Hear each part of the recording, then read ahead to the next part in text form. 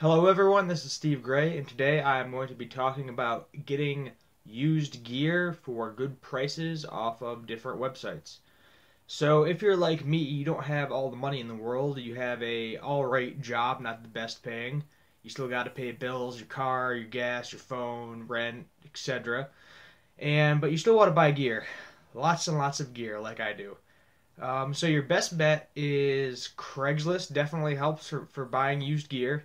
There's an app called Let Go. There is an app called OfferUp. There is eBay. There is Reverb.com. Although that I typically find to be more on the pricey side because most people that are posting on there know what they have. You could try Guitar Center for used stuff, local mom and pop shops, anything like that will help you find good gear for decent prices.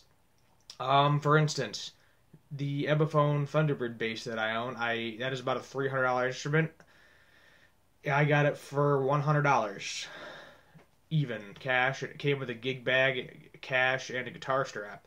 So I mean that was a pretty good deal on that. The Epiphone Les Paul that I have, I actually bought a different Les Paul. I got it used for $180 off of eBay, and I ended up trading my Les Paul for that other Les Paul. That's also about a $300 guitar. The guitar that I have, if you can kind of see it hiding in the background there, that is a Warmoth custom guitar. That is about a $1,000 guitar roughly with all the parts on it and the Fishman Fluence modern pickups. I ended up getting that with a hard case. It was an acoustic case, but whatever, for $220. Yes, it's a little bit beat up, but it plays great.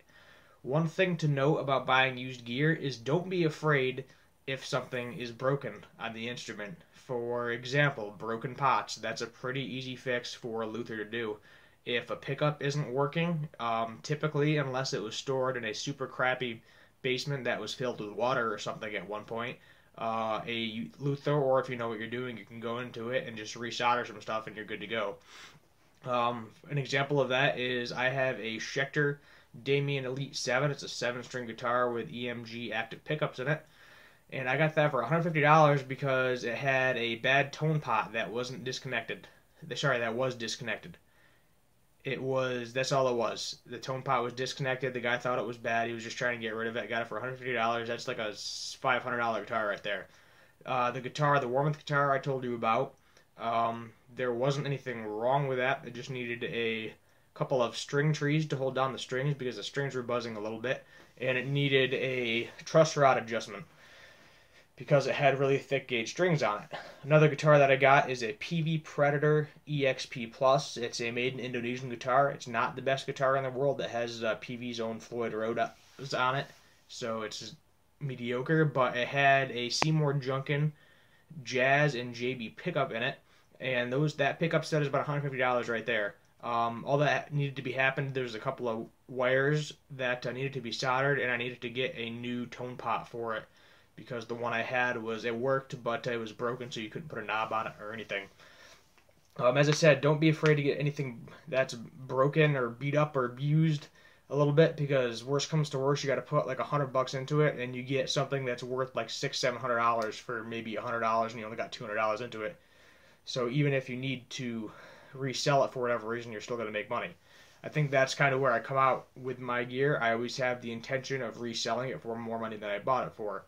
I'll give a shout out to Drone Sound. The PV I have, that is a 6505 Plus.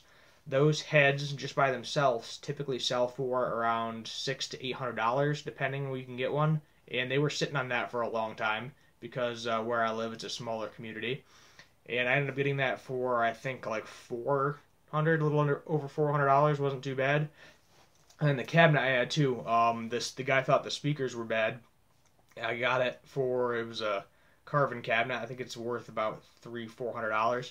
I got that with a PV Valve King 100 head that was also messed up for $180, and I did a little bit of soldering in it, and then I brought the amp to a tech, but actually I got kind of screwed over with the amp head because I think he has to end up replacing the entire board on it or something because something's not working right in it. But he's had that actually amp head for well over a year, but thankfully I have the PV over here and I have a small guitar amp for practice if I need it.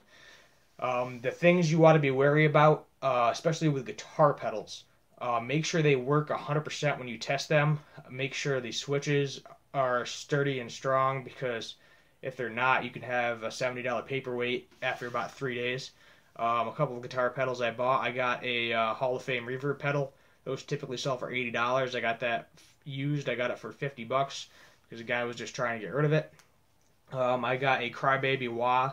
It's like the I think it's the classic one or something. It's like the one that sold over like 1 million pedals or whatever it is. Those typically sell for around $100 new. I got it for $60 on eBay because I found a listing at the right place at the right time.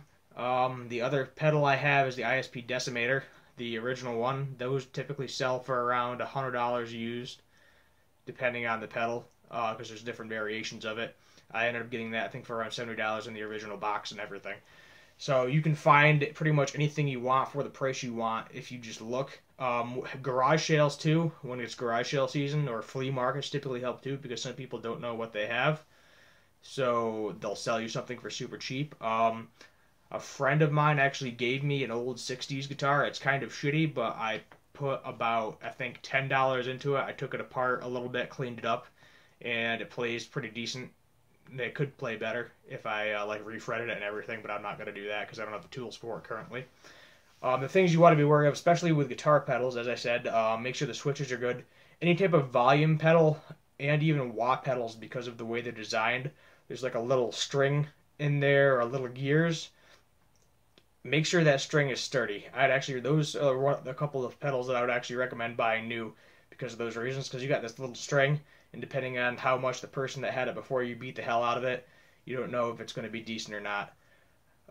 Guitar-wise, make sure the neck is straight or at least adjustable with a truss rod, because if you have a warped neck, that is not going to be good. Your luthier's not going to be able to fix that, and you're either going to have to put a new neck in the guitar, which can be really costly, or if you have a set neck, that can get really, really costly, because typically you have to send those into the factory, because luthiers typically don't touch set neck guitars, at least in my experience. They won't touch them because it's just a pain in the ass to try to get all the glue off, and then you got to refinish everything, and it just becomes a giant mess. As I said, with electronics, sometimes the input jack's messed up. That's a pretty cheap fix. If you have a soldering gun, I mean, you're pretty much good to go. You can mess with it yourself. The cheaper you get it, obviously, the more entitled you are to mess with it. Like, for instance, if I got that free guitar I got from a friend of mine that he wasn't using because it was missing part of the bridge piece. I messed around with the wiring a little bit, and I figured whatever, if I broke it, it was free anyway, so it wasn't that really bad messing with it to get it working again. There's not really much else to say. Yet again, the main sites are Craigslist. Let Go is an app. OfferUp is also an app. If you go to Facebook, typically your local garage sites, like garage sale sites, like for instance where I live, it's called like 518 Garage Sale or something like that. You probably just type in an area code in your sites and you'll find stuff popping up there all the time. Like I know sometimes if you find like real estate sales, you can go to those. Sometimes they'll have musical things lying around. Even if you don't think you're going to use it, if you think you can get it cheap enough and sell it for more money, I mean, isn't that the point? There's not much else to say on the subject, so just keep an eye out. Constantly be searching. I would say visit each app and each site once a day, roughly. Just type in like musical instruments or guitar or whatever specifically you're looking for, and you'll find something eventually. It does take a while. As I said, I think I wanted a bass for a while after I got some guitars, and it took me forever to find one. I don't know why the guy was getting rid of it, but as I said, I got like a $250, $300 bass for $100, and there's just a couple of small finish cracks on the side of a neck because it's a bolt-on neck, because it's the Epiphone Thunderbird. I think that's pretty much it. So remember to like and subscribe. Have a good day. Yet again, my name is Steve Gray, and this is a helpful tip to buying cheap musical instruments.